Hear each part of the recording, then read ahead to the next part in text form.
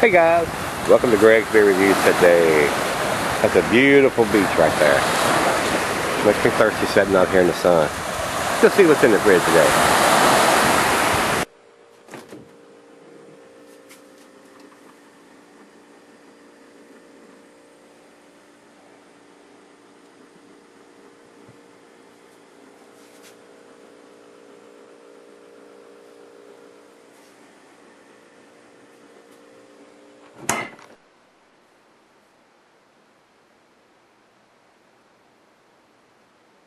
Hello everybody, thanks for stopping by Gregsbeerreviews today. Today's beer is from Coronado Brewing Company, and they are out of Coronado, California. This is their Idiot IPA, which is an Imperial IPA. Comes in at 8.5% alcohol by volume on this one, guys. And the bottle is sweating profusely. I don't see a date right now, so we'll check later and see if it has a bottle date on it. This is one of those silk screen bottles, so there's actually no paper or plastic label. It's made right on the bottle, like Stone does theirs. So they print all this stuff.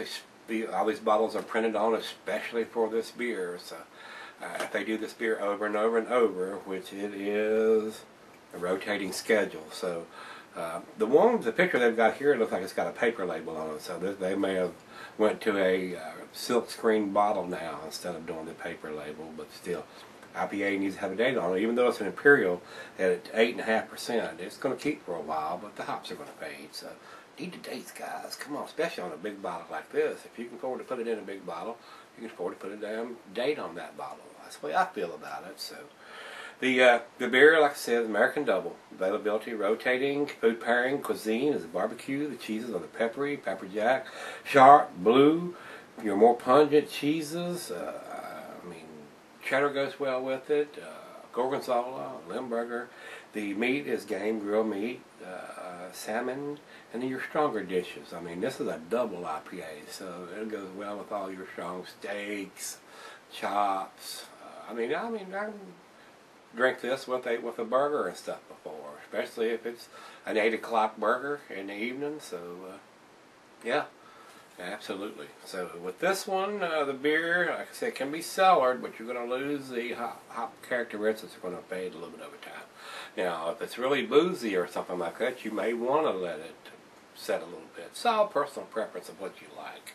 I'm not a big fan of cellaring the IPAs because the hops fade. It's just the bottom line.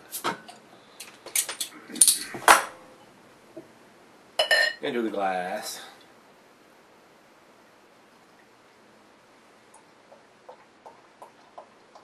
If we can get any bit of a head here. Alright, out there where you can see the label, I think I've got it turned the right way. Looks very good in the glass. Over to the light, I can't see the light right through it, so I would assume that it was a filtered beer. With that pour, we got not quite a finger of head, maybe a finger of head, but it's pretty big bubbles on the side of the glass there. It looks a little creamy on top, but there is a whole lot of big bubbles in there. There is. Looks very tasty, very orangey and tangerine in color. And the bubbles are super small going up. Very tight and small bubbles in the carbonation. Let's get a nose on it. Wow. Very, very fragrant. Grapefruit and pine and oranges and tangerines and mango and pears and apples. A lot of lighter fruit. Oh man, this smells awesome, guys. And there is a strong sweet malt with an 8.5%. It's going to have a big malt building for that much alcohol. Smells very sweet though. Well, I've never had it. I'm going to say never. I don't think I've either drank or reviewed any of the Coronado beers yet. So this would probably be a first one. Like I said, they're out of California. I don't know why North Carolina gets some California beers and Virginia gets other California beers. Makes no sense to me how the distribution works on these things, guys. Smells wonderful. Cheers, everybody.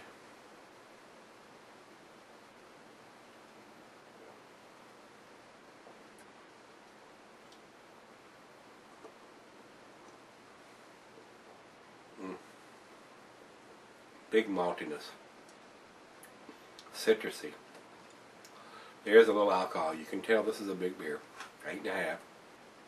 Not as hidden as quite as well as I would like it to be, but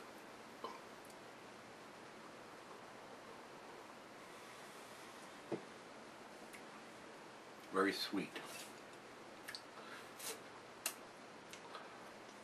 Could almost, I don't know, could almost use a little more of something. I mean, it's big maltiness. I will say big maltiness. I'm not going to say it needs more hops, but it's got a really nice, look at the lacing it's leaving. It's got a really nice hop presence. Well, it's 40 degrees out of the fridge. We're not going to pass judgment quite this early. We're going to let it warm up and let the other half have the other half of this and come back and do the final jug. Be right back. Hey guys, I'm back. Got just a little left here. Very, very pleasant beer. Very nice. Not a major West Coast style, but I am getting that West Coast influence from this beer. I mean, there's a lot of pine and citrusy and grapefruitiness in this beer. But there's a lot of bitterness on the back end too. And it doesn't have a date. I'll check one more time. A lot of these bombers do not have dates on them, and for what you got to pay for these bad boys, they already have a date on them. So I hate that they don't.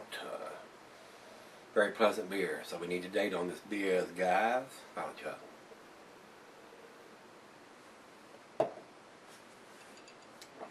Very, very nice. Very pleasant. The alcohol taste is basically faded. Of course, I've been sipping on it now about 35-40 minutes, and the other half had the other half, and she loved it, and I do too. I mean, I wish she had a date, guys. So, with that being said, as far as I'm concerned, it's a 9 beer, but it don't have a date, so it gets the 8. A- today. For me, Beer Advocate says it's 89, which is in the good range, and Rate Beer says it is 98 in the style, and 98 overall, and 91 in the style. So